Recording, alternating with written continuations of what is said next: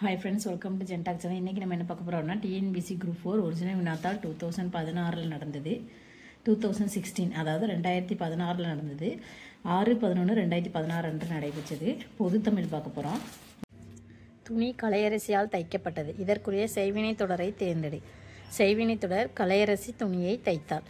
செய்வினை எழுவாய் செய்யப்படு பொருள் பயனிலை என்ற வரிசையில் வாக்கியம் அமைந்து செய்யப்படு பொருளோடு இரண்டாம் வேற்றுமை உருவு ஐ வெளிப்பட்டு வருவதாகும். கலையரசிங்கிறது எழுவாய், செய்யப்படு பொருள் துணியை அப்படிங்கிறது ஐ, பயனிலை தைத்தாள். ஒருத்தாரை ஒன்றாக வையாறு. இத்தொடரில் ஒருத்தார் என்பதன் இலக்கண குறிப்பு வினையாளனையும் பெயர். ஒரு வினைமுற்று வினை செய்த கர்த்தாவை குறிக்குமானால் அது வினையாளனையும் பெயராகும். ஒருத்தல் என்ற செயலை செய்த கர்த்தாவை குறித்ததால் இது வினையாளனையும் பெயராகும். வா எனும் வேர்ச்சொல்லின் வினை எச்சம் வந்து. வந்தான் அப்படிங்கிறது வினைமுற்று, வருதல் அப்படிங்கிறது தொழிற்பெயர், வந்துங்கிறது வினையெச்சம், வந்த அப்படிங்கிறது பெயரெச்சம்.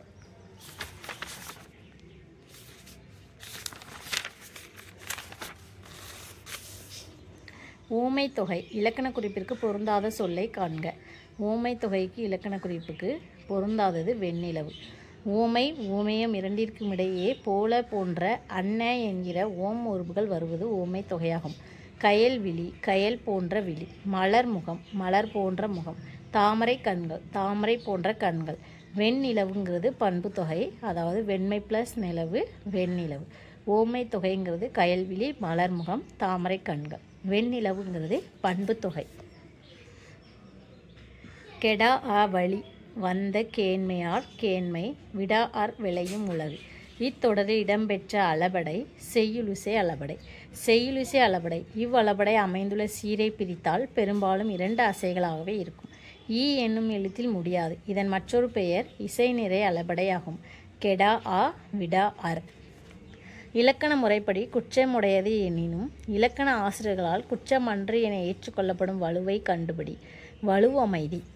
இலக்கம் இலக்கண முறைப்படி குற்றமுடையது எனினும் இலக்கண ஆசிரியர்களால் குற்றமன்று என ஏற்றுக்கொள்ளப்படுவது வலுவமைதி ஆகும். வகைகள். பசுவை பார்த்து என் லட்சுமி வந்துட்டாள் என்று கூறுவது திணை வலுவமைதி ஆகும். குடியரசுத் தலைவர் நாளை தமிழகம் வருகிறார் என்பது கால வலுவமைதி ஆகும். வருவார் என்பது வருகிறார் என அமைந்துள்ளது. தந்தை தன் மகளை இங்கே வாடா என்று அழைப்பது பால் வலுவமைதி ஆகும். யவனர் என பழந்தமிழரால் அழைக்கப்பட்டோர் கிரேக்கர் ரோமானியர். கிரேக்கர்களையும் ரோமானியர்களையும் தமிழர்கள் யவனர் என அழைத்தனர். யவனர்கள் தமிழகத்திற்கு வந்து பொன்னை தந்து மிளகை வாங்கி சென்றனர். அவர்கள் விரும்பி வாங்கியதால் மிளகிற்கு யவன பிரியா என்ற பெயர் ஏற்பட்டது. தமிழகத்துக்கு இறக்குமதி செய்யப்பட்ட சீனத்து பொருட்களை சரியாக காண்க. இறக்குமதி செய்யப்பட்ட சீனத்து பொருட்கள் எது அப்படின்னா பட்டும் சருக்கரையும். தமிழகத்திலிருந்து ஏற்றுமதியான பொருட்கள் இரத்தினம், முத்து, வைரம், மிளகு, கருங்காலி, கருமருது, தேக்கு, சந்தனம், வெண்துயில், அரிசி, ஏலக்காய், லவங்கப்பட்டை, இஞ்சி, மயில் தோகை. ஏற்றுமதி பொருட்களில் முதலிடம் பெற்றது முத்து ஆகும். தமிழகத்துக்கு இறக்குமதியான பொருட்கள் சீனத்து பட்டு, சர்க்கரை, கண்ணாடி, கற்பூரம். அரேபியாவிலிருந்து குதிரைகள் இறக்குமதி செய்யப்பட்டன. அதியமானின் முன்னோர் காலத்தில் சீனாவிலிருந்து கரும்பு கொண்டு வரப்பட்டு பயிரிடப்பட்டது. இந்திய அரசு அண்ணல் அம்பேத்கருக்கு இந்திய மாமணி என்னும் உயிரி விருதை வழங்கிய ஆண்டு எது அப்படின்னா 1990. ஞான போதினி எனும் இதழை தொடங்கி வைத்தவர் மூசி பூர்ணலிங்கம். ஞான போதினி எனும் இதழை மூசி பூர்ணலிங்கமும் அவரது நண்பரான பரிதிமாற் கலைஞரும் இணைந்து 1897 ஆண்டு துவங்கினர். 1904 வரை இந்த இதழ் வெளிவந்தது. பரிதிமாற் கலைஞர் பிறந்த ஆண்டு 1870.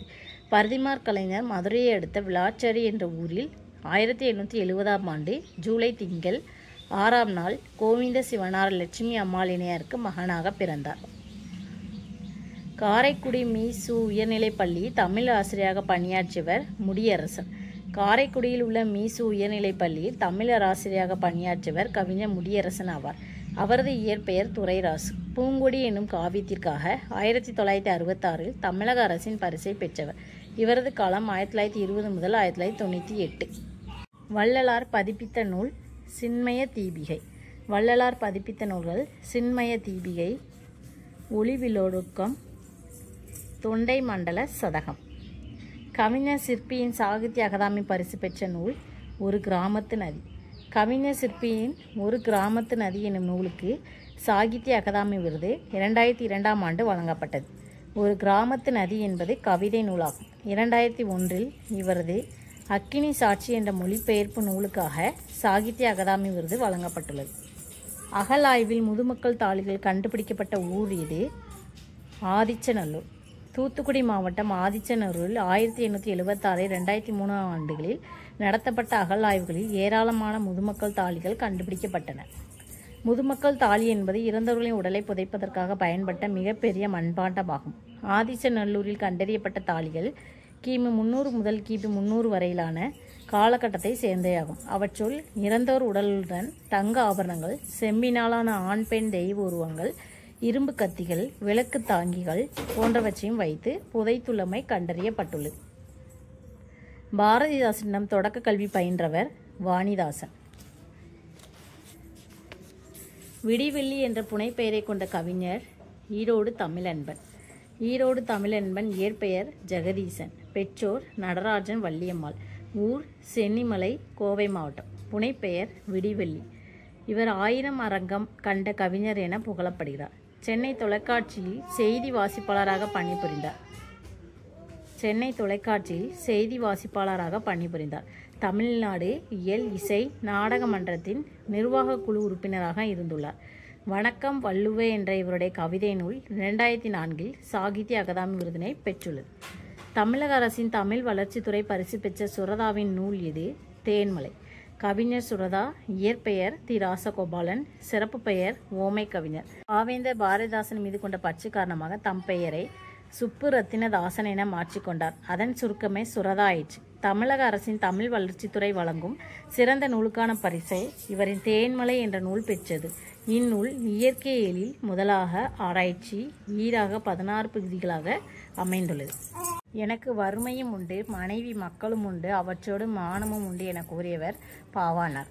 மொழி ஞாயிறு என்று அழைக்கப்பட்ட தேவநாய பாவாணர். இவரது காலம் 7/2/1902 முதல் 15/1/1981 வரை ஆகும்.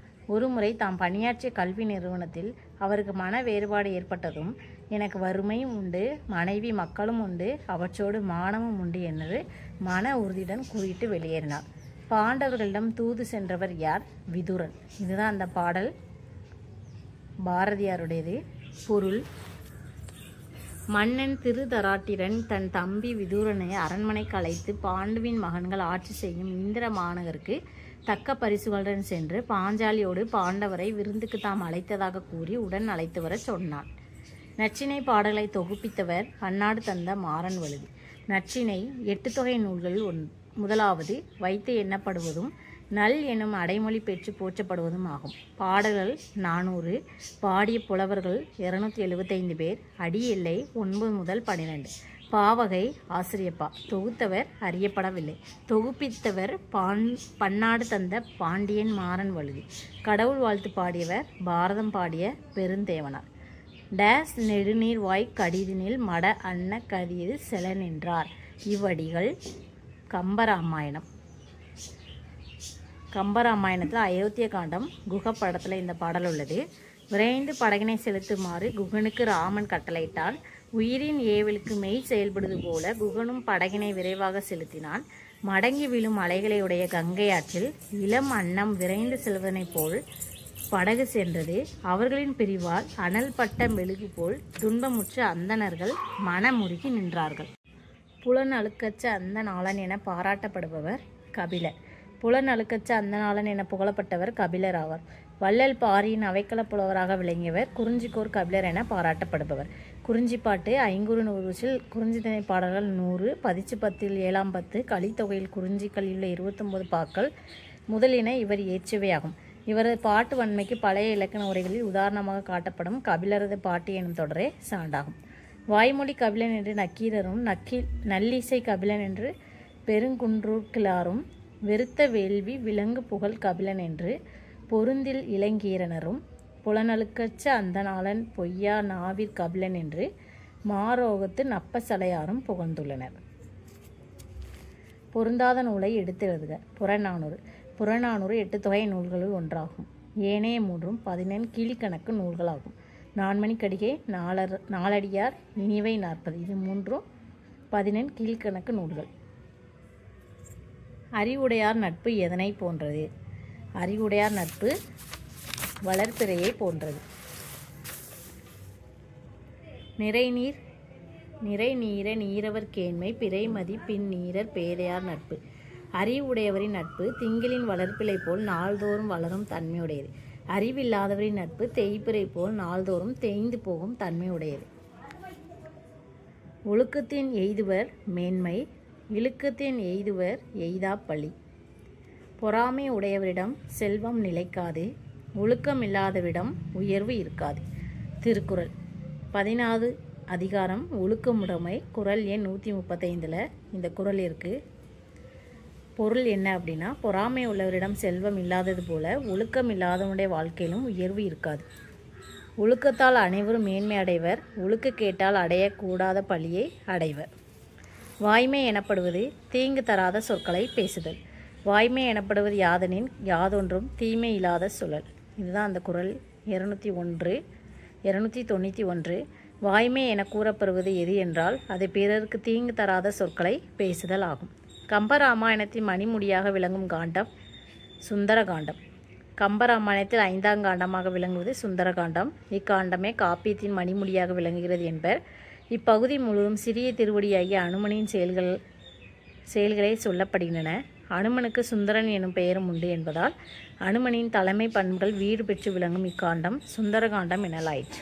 நூறாசிரியம் என்னும் கவிதை நூலின் ஆசிரியர் கவிஞர் பெருஞ்சித்திரனார். நூறாசிரியம் என்ற கவிதை நூலின் ஆசிரியர் பாவலரேறு பெருஞ்சித்திரனார் ஆவார். இவரது இயற்பெயர் துரைமாணிக்கம். இவர் இயற்றிய பிற நூல்களாவன கொய்யாக்கனி, ஐயை, பாவிய கொத்து, என் சுவை என்பது, மகபூ வஞ்சி, அருபருவத்திற்கூத்து, கனிச்சாறு, கற்பனை ஊற்று, உலகியல், பள்ளிப்பறவைகள். மடங்கள் என்னும் சொல்லின் பொருள் சிங்கம். இந்த பாடல் சீராப்புராணத்துடையது. பொருள்